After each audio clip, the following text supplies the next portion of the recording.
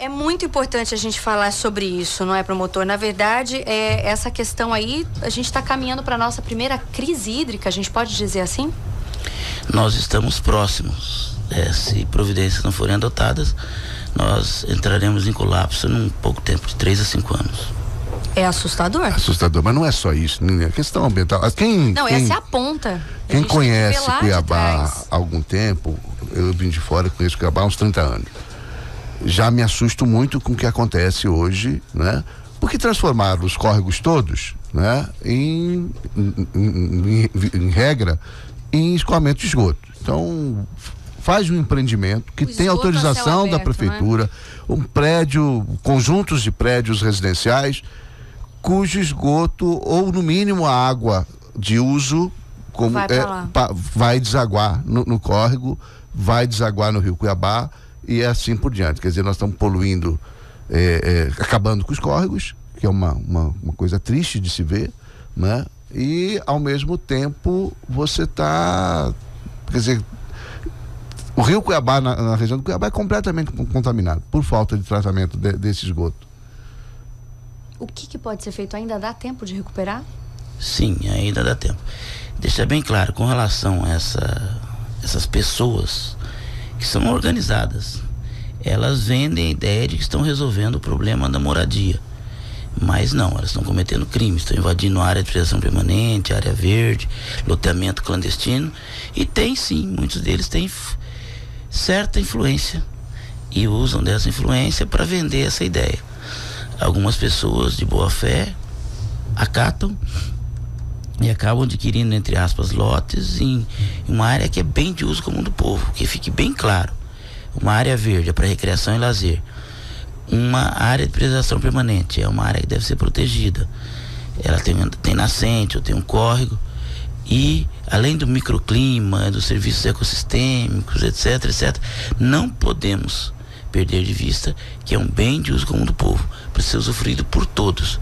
E aí chegam determinadas pessoas, ocupam aquele lugar, degradam, causando danos para todo mundo, e danos assim enormes, que se a gente for perda de qualidade de vida, perda de vida e perda de água. Doutor Gerson, nesse seu trabalho, o senhor apurou também esses empreendimentos que estão regularizados, porque tem aprovação, tem o habite da prefeitura, e que jogam o esgoto nos córregos? Temos duas formas de degradação: aquela clandestina, de ocupação irregular, e aquela que às vezes ocorre com incentivo ou com autorização do poder público. E nesse caso, a gente acredita a ausência de uma gestão dos recursos hídricos, ausência eficiente, uma gestão das áreas de preservação permanentes urbanas. Falta essa gestão. Uma ineficiência da fiscalização, uma ineficiência na análise de projetos de processo de licenciamento. Então, na verdade, não há, nesse caso, quando envolve o poder público, é uma questão técnica. Teria que melhorar a técnica, melhorar a fiscalização, mas isso já passou do tempo, né? Desde que nós estamos na Promotoria do Meio Ambiente, desde 2001, até por isso que existe o projeto. A gente esperando uma gestão melhor das áreas de preservação permanente, levando em consideração, olha que patrimônio que nós tínhamos, né? Eu costumo dizer, bastante repetitivo, transformamos um privilégio numa maldição. 28 córregos urbanos, 2 rios, um ribeirão, uma infinidade de nascentes que fornece água, qualidade de vida, verde, e estamos destruindo isso. São 28 córregos, doutor Gerson. E quantas nascentes nós temos? Por enquanto, identificadas? Identificamos 117, mas acredito que nós chegamos a umas 200.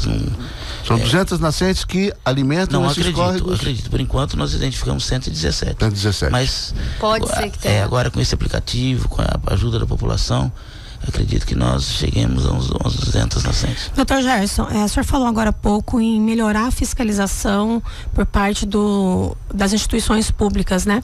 O que o Ministério Público tem feito para cobrar isso da Prefeitura, por exemplo? Tem estipulado prazo, tem formalizado o TAC? O que tem sido feito para que a gente não sofra o que acontece nos grandes centros, a falta de água ou um rio completamente poluído? Veja bem, grandes centros, grandes metrópoles começaram assim. É uma ocupação desordenada dos espaços, né, sem uma gestão. E exemplos, podemos citar vários exemplos, mas temos Brasília e São Paulo, que já estão racionando água, estão querendo adotar política de reuso, que também é excelente. É bom todo mundo utilizar essa política, mas independente do uso racional da água, temos que preservar as fontes. Agora, o Ministério Público, ele exerce a fiscalização, ele expede notificação aqui mandatória, mas quem deve ser onipresente, quem deve dar o primeiro combate é o município ou o Estado. Isso não tem acontecido, agora, né? Eu ia perguntar exatamente isso, quer dizer, quando o município não faz, promotor, não cumpre com essa obrigação da preservação, de preservar não só as nascentes, de resolver esses problemas graves que tem aí, não cabe ao Ministério Público uma ação civil, alguma coisa que possa obrigar a prefeitura a tomar iniciativas mínimas, né? De regulamentar a utilização. Porque assim, não podia construiu, foi feito. Existem os prédios, as casas, os condomínios. Tem até um exemplo que o senhor citou, a questão do Florais Itália. Não poderia, foi feito, tá lá. E aí agora a prefeitura teria que fazer com que o empreendimento deixasse o córrego limpo, não fizesse, não degradasse dessa forma? Veja bem, no caso do Florais Itália, foi uma que eu citei. Veja bem, o que me causa espécie é a APP estaria fechada por muros. É isso que me preocupa, né? A APP estaria fechada por muro e, ao que parece, isso na audiência que realizou, foi aprovado como condomínio e vende lote, seria loteamento. Mas de qualquer sorte, é uma empresa que já fizemos termo de ajustamento de conduta com ela. Nesse caso, por que ocorreu? Porque o poder público, e nesse caso foi, salvo engano, eu citei o município, mas foi a SEMA. Depois até o secretário Danilo me corrigiu, falou: doutor, foi a SEMA que licenciou, realmente. Então, independente se é estado ou município, mas veja bem, o empreendedor, ele buscou, né, queria, em tese, fazer o que está dentro da lei, mas houve uma aprovação, de certa forma, equivocada por parte do poder público.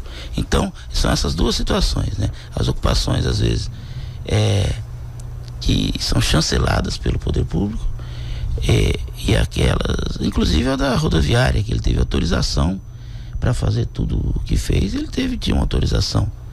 E aí depois o poder público, né, obviamente, verificando que houve um equívoco, ele suspendeu as licenças. Mas o que a gente precisa é de uma atuação preventiva. Depois que acontece, do fato consumado, para reverter, assim, o judiciário, ele tem seus entendimentos e tem seus prazos. Quer dizer, aí uma série de questões processuais. Podemos ficar recentemente não, uma ação, eu lembro, uma ação que durou muitos anos, tinha sido proposta quando o doutor Guiomar era promotor, para tirar uma casa da beira da APP. Demorou muitos anos. Então, tem que permitir que cheguem até a área, né? Porque depois vai fazer o quê, não é? E veja bem, até que o judiciário, eu diria, pela várias especialidades do meio ambiente, está bem célere. Mas o ideal é um trabalho preventivo do município, do estado, principalmente do município. Uma gestão dos recursos hídricos, uma correta gestão das áreas de preservação permanente urbana. Agora, doutor Gerson, além da preservação das nascentes, é possível recuperar o que já está degradado? Vamos pegar os córregos que estão canalizados, que esses são visíveis para a população, e a gente percebe que corre água o tempo todo, portanto estão sendo abastecidos pelas nascentes. Obviamente que essa água que corre é uma água contaminada pelo esgoto, porque dá para ver em todos esses córregos eles sendo carregados, canalizados, as saídas de galerias pluviais, que na verdade que são essas galerias que transportam o esgoto. Em Cuiabá, infelizmente, é assim, nós não temos um esgotamento sanitário, é muito pequeno o tamanho da nossa rede de esgoto sanitário. No geral, 80% a 90% dos córregos estão abastecidos por águas contaminadas por esgoto. é possível recuperar esses córregos? Caso do Mané Pinto, caso do Engole-Pobra, caso do Barbado e tantos outros. Essa região toda aí do alto da Itaquipóvoas, é tudo nascente ali, era tudo. Então vai descendo para a região do Porto, para descendo para a região do Rio, uma série de córregos que abastecem o Cuiabá. Veja bem, primeiramente, parar a degradação, ponto final da degradação, cuidar da agora para frente. E depois, obviamente, também cuidar das degradações anteriores. O que acontece é que não se cuida do que já está degradado e continua essa degradação. Nesse sentido, foi firmado um termo de ajustamento de conduta muito interessante, lá pela minha promotoria, a promotoria do Dr. Carlos. Nós firmamos com o município e a CAB. Esse termo de ajustamento de conduta impede novas canalizações. Por conta dele não serão possíveis, porque a canalização é brutal. O que é? Quer dizer, você vira as costas para o rio, enche ele de esgoto e depois que ele está cheio de esgoto, mata ele de vez com a canalização. Isso é brutal. Isso é uma insanidade.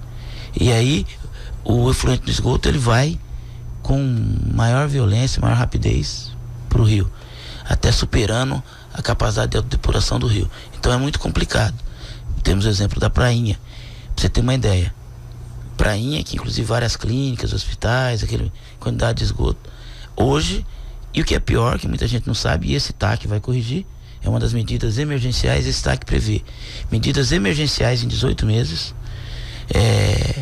Mané Pinto, Ribeirão do Lipa, que é 50% da água que nós bebemos vem do Ribeirão do Lipa, quer dizer, uma unidade de conservação que passa aquela fedentina. Então, medidas emergenciais em 18 meses, num montante de cerca de 207 milhões, não me lembro, e em 7 anos 1,2 bilhões. É o termo de tratamento de conduta que vai resolver o problema de esgoto de Cuiabá.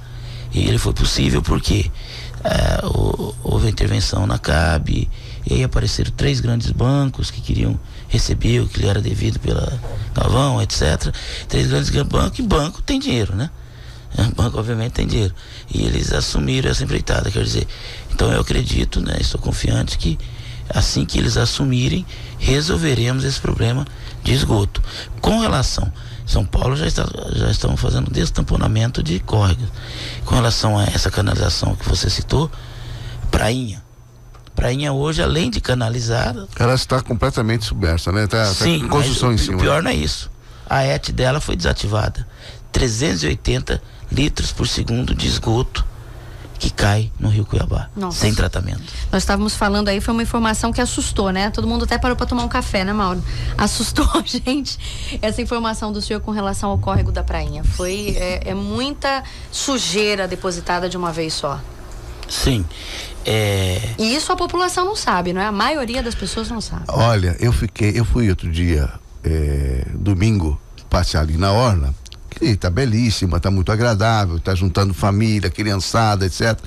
Enfim, e aí vi um senhor saindo da margem do rio, tava pescando com a criança e com a vara de pescar saindo. Ora, aquela água, aquele peixe, eventualmente ele foi... Se ele pescou ou foi, né, para comer, para subsistência e tal, ele está comendo um peixe altamente contaminado, porque esgoto deságua ali naquela região, todo bruto, sem qualquer tipo de tratamento. Dá uma lástima.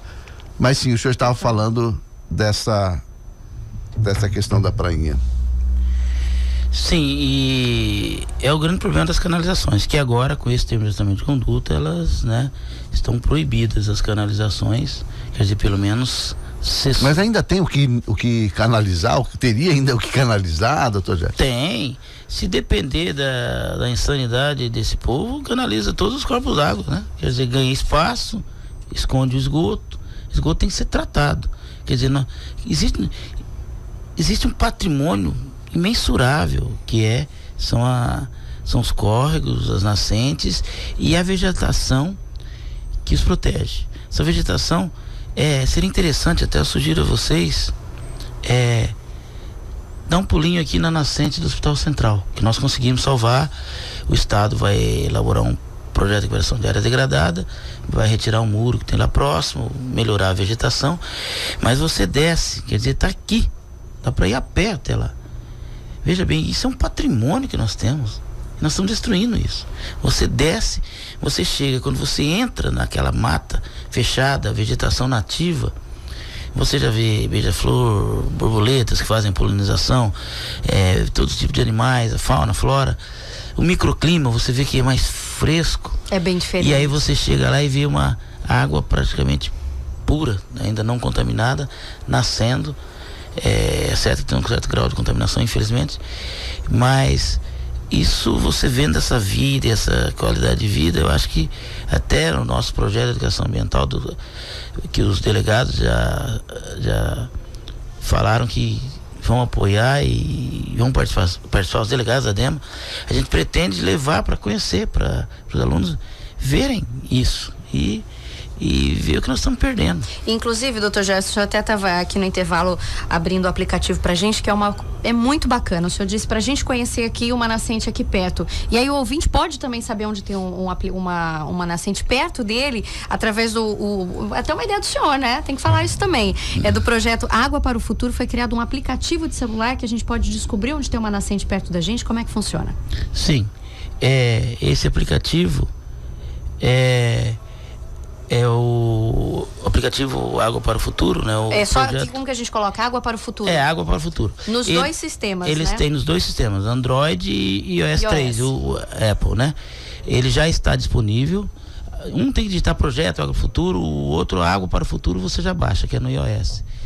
A gente já estava disponível apenas para Android, agora já está também para Apple. E a gente conta que você vai abrir a base de dados.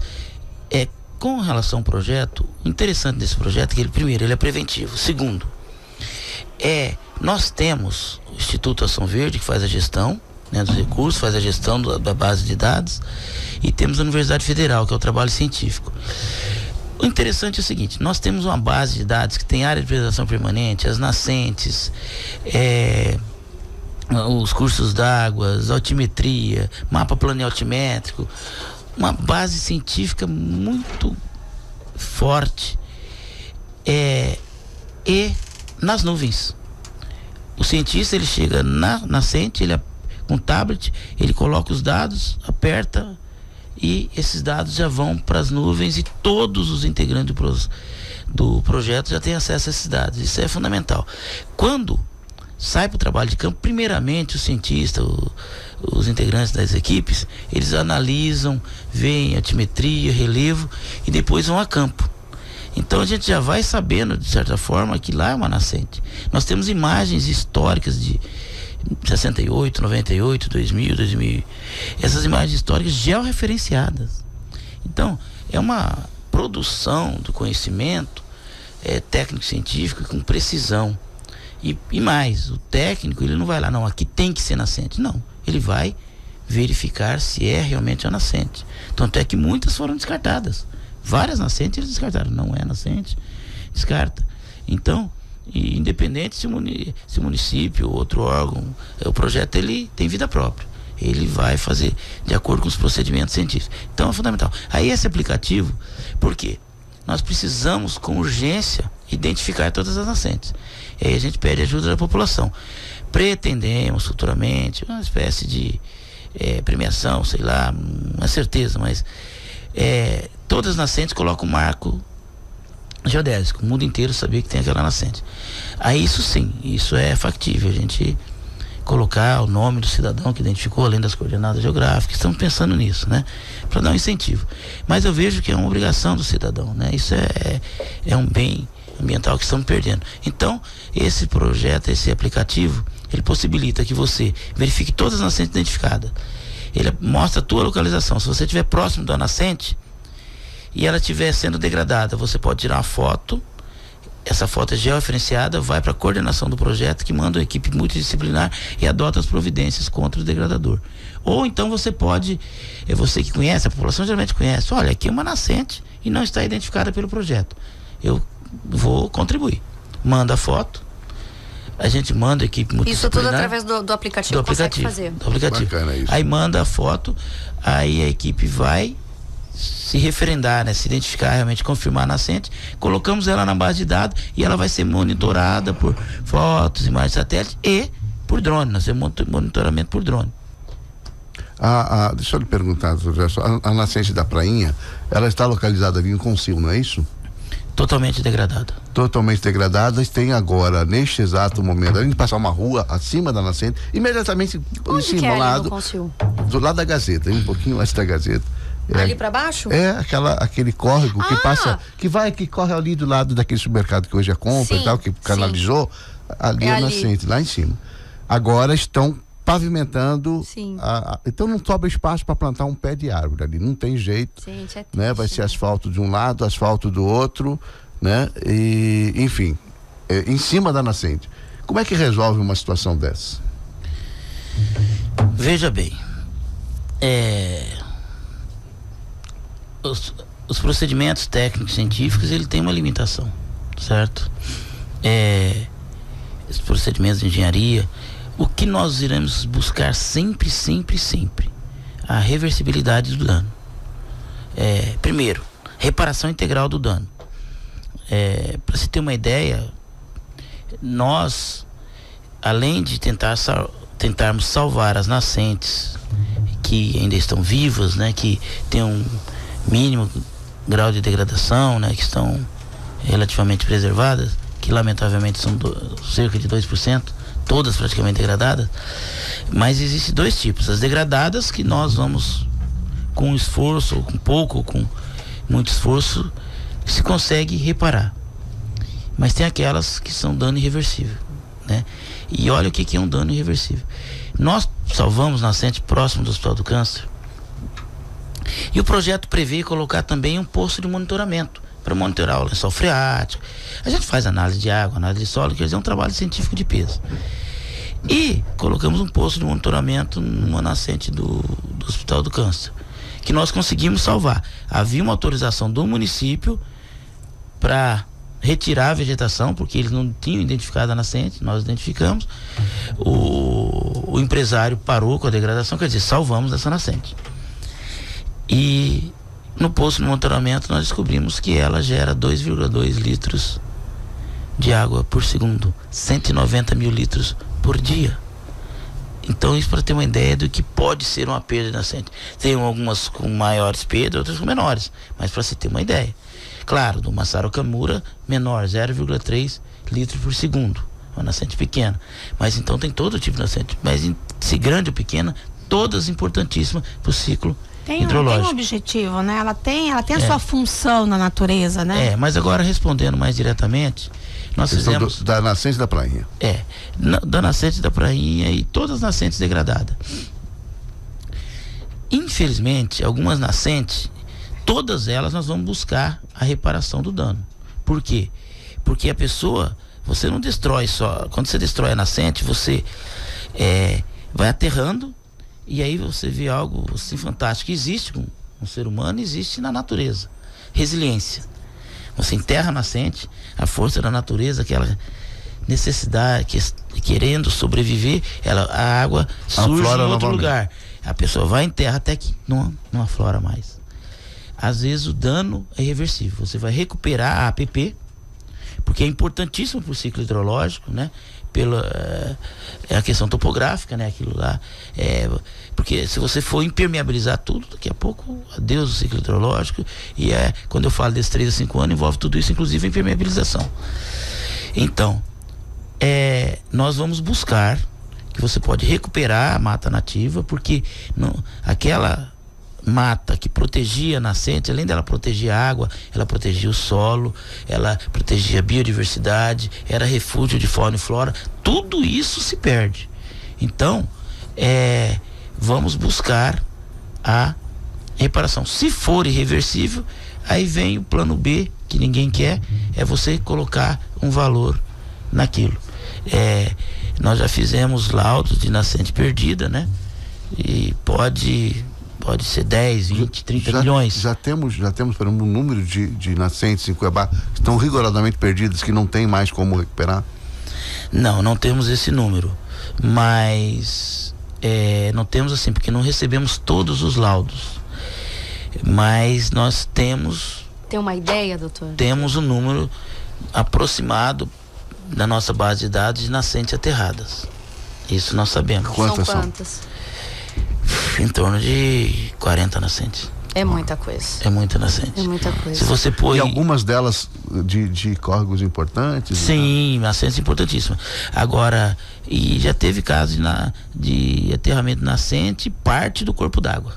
Entendeu? Porque o nascente, às vezes, aquela nascente, ela dá origem a um corpo d'água. E já teve casos de aterramento da nascente de corpo d'água. Aí, mas não sabemos quais são os danos reversíveis e irreversíveis. Esses levantamentos ainda estão sendo efetuados pela equipe do FMT e do CAOP. Não podemos dizer dessas 40 nascentes aterradas, quais nós vamos conseguir, que ela vai verter água. Algumas vão verter água ainda. Vamos conseguir salvar. Outras não. Aí vai ter responsabilizar o degradador, e aí vamos falar em milhões, 20, 30 milhões, que ninguém quer dinheiro, mas precisa ser feito isso. Precisa doer no bolso, né?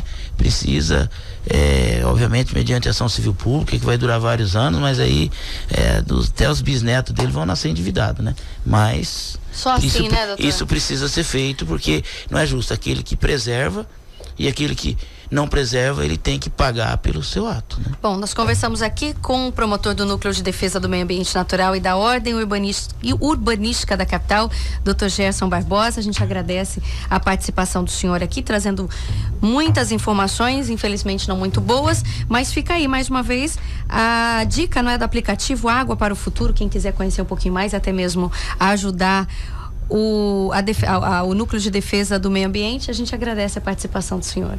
Obrigado, agradeço pelo convite.